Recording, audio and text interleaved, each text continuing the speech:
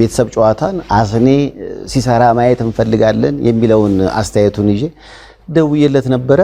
የኢቢኤስ ቴሌቪዥን ድምቀት የነበረውና በተለይ ደግሞ በኢቢኤስ ቴሌቪዥን ይተላለፍ በነበረው የቤተሰብ ጨዋታ የተሰኘው ፕሮግራም መለያ ወይም አይከን እስከመሆን የደረሰው አርቲስት ነጻነት ወርቅነህ ከዚህ ዓለም በሞት ከተለየ ቀናት በቀናት ላይ እየተቆጠሩ ከአንድ ወር ከ15 ቀን በላይ የሆነው ሲሆን በዚህ ሁሉ ውስጥ ግን አርቲስት ነጻነት ወርቅነህ በኢትዮጵያ አርት ኢንዱስትሪ ላይ ያበረከተውን አስተዋጽኦ መቼም እንደማይዘነጉት ብዙዎች አሁንም እየገለጹ ይገኛሉ።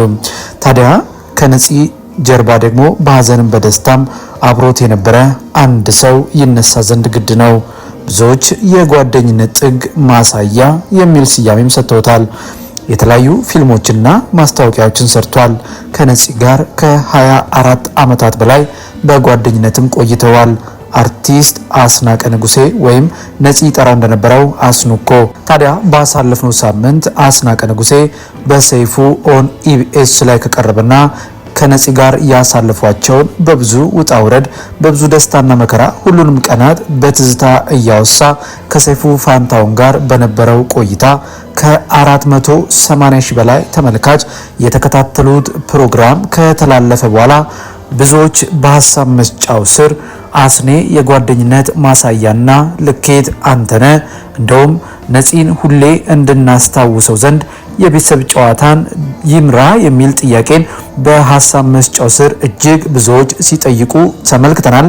ታዲያ በዛሬው ዕለት ከደቂቃዎች በፊት ሰይፉ ፋንታውን ይፋ እንዳደረገውና ቀጣዩ የቤተሰብ ጨዋታ አቅራቢ የነፂ ጓደኛ አስናቀ ንጉሴን ብዙዎች እንግዲህ ፕሮግራሙን ይምራ እያሉ ሀሳብ እየሰጡ እንደሆነና በእርግጥ ሌሎችም እንግዲህ ይህንን ፕሮግራም ይመራሉ የሚሉ ሀሳቦች ማህበራዊ ሚዲያው ላይ ሲዘዋወሩ እንደነበረ ገልጾ ነገር ግን የአስናቀ ወይም ደግሞ አስናቀ ንጉሴ ብዙዎች እንግዲህ ይህንን ሀሳብ እንደተቀበሉትና ሰይፉም እንግዲህ ለአስኔ ደውሎለት እንደነበር አስናቀም አሁን ካለውበት ስሜት ለውጣና ፕሮግራሙን መምራት እፈልጋለሁ ደግሞም ከነፂ ጋር ብዙ አብረን ስላሳለፍን በእርግጠኝነት እወጣለሁ ብሎ ምላሽ እንደሰጠው ገልጾ ቀጣዩ አቅራቢ አስናቀ ንጉሴ ሊሆን እንደሚችል ፍንጭ ሰጥቷል። እስቲ ሰይፉ በዚህ ጉዳይ ላይ ቀጣዩ የቤተሰብ ጨዋታ አቅራቢ ማን ሊሆን ይችላል በሚለው ያስተላልፈውን አጠር ያለ ቪዲዮ ተመልክተን እንመለስ። እናንተም ቪዲዮን ላይክ እና ሼር ቻናሉን ደግሞ ሰብስክራይብ በማድረግ ቤተሰቡን እያለን ቪዲዮን ተመልክተን እንመለሳለን። ቤተሰብ ጨዋታን አስኔ ሲሰራ ማየት እንፈልጋለን የሚለውን አስተያየቱን ይዤ ደውዬለት ነበር። የመስራት አቅሙም ብቃቱም ያለኝ ይመስለኛል ከነጻነት ጋር ብዙ እንደመኖራችን ብሏል። እንግዲህ እንደተመለከታችሁት ነው የሰይፉ ፋንታውንና የአርቲስት አስናቀ ንጉሴ ወይም የነፂ ጓደኛ ማለት ነው ኢንተርቪዋቸው ከተላለፈ በኋላ በመግቢያችን ላይም እንዳልናችሁ ከ488 ሺህ ሰው በላይ ተመልክቶታል። በዚህም ታዲያ በእውነት ብዙ ማለት ይቻላል በሺዎች የሚቆጠሩ ኮሜንቶች አስኔ አንተ የቤተሰብ ጨዋታን መምራት ይኖርብሃል፣ አንተን ስናይ ሁሌ ነፂን ባንተ ውስጥ እናለን፣ እናንተ ጓደኛሞች ብቻ ሳትሆኑ ወንድምም ጭምር ናቸው የሚል ሀሳብ ሲተላለፍ ነበረ እና ቀጣዩ የቤተሰብ ጨዋታ አቅራቢም አርቲስት አስናቀ ንጉሴ ሊሆን እንደሚችል እንግዲህ በአብዛኛው እንደዛ የሚሆኑ እውነቶች ማሳያ ናቸው። ለዚህም ነው ሰይፉ ፋንታውንም ሲናገር እንደተመለከትነው አስናቀ ንጉሴ ይህንን ፕሮግራም ከመራው ብዙዎች አርቲስት ነጻነትን እንዲያስታውሱ ያደርጋቸዋል። እኔም ደግሞ ደውዬለት ነበረ። እርሱም ካለበት ከባድ ስሜት ከወጣ በኋላ ፕሮግራሙን ሊመራ ፈቃደኛ እንደሆነ ገልጿል እያለ ሲናገር ነበር። በእርግጥ ከቤተሰብ ጨዋታ አቅራቢ ጋር በተያያዘ ሌሎችም ናቸው የሚነሷሉ። ኮሜዲያን ያሲኑ እንደዚሁም አለማየሁ ታደሰም እያሉ ጥቆማዎች ሲቀርቡ ነበር። ይህም ደግሞ የሚያሳየው የቤተሰብ ጨዋታን ምን ያህል ብዙዎች እንደሚወዱትና እንደዚህም እንትና ቢመራው ይሄ ቢያደርግ ምናምን የሚባለው ፕሮግራሙን ከመውደድ የተነሳ እንደሆነ ተገልጿል። ነገር ግን በአብዛኛው ማለት ይቻላል አስናቀ ንጉሴ ፕሮግራሙን መምራት አለበት ወደሚል ድምዳሜ እየተካሄደ ይመስለናል። ነገር ግን ማን ይመራል የሚለው እስካሁን በግልጽ በይፋ ከኢቢኤስ ቴሌቪዥን ባይነገርም ግን ወይም ደግሞ አብዛኛው ግምት ወደ አስናቀ ንጉሴ ያደላ ነው። የሚሆንበት ምክንያት አንደኛ የአርቲስት ነጻነት ወርቅነህ ጓደኛ ነው። አርቲስት ነጻነት ወርቅነህ ደግሞ የቤተሰብ ጨዋታ መለያ ነው።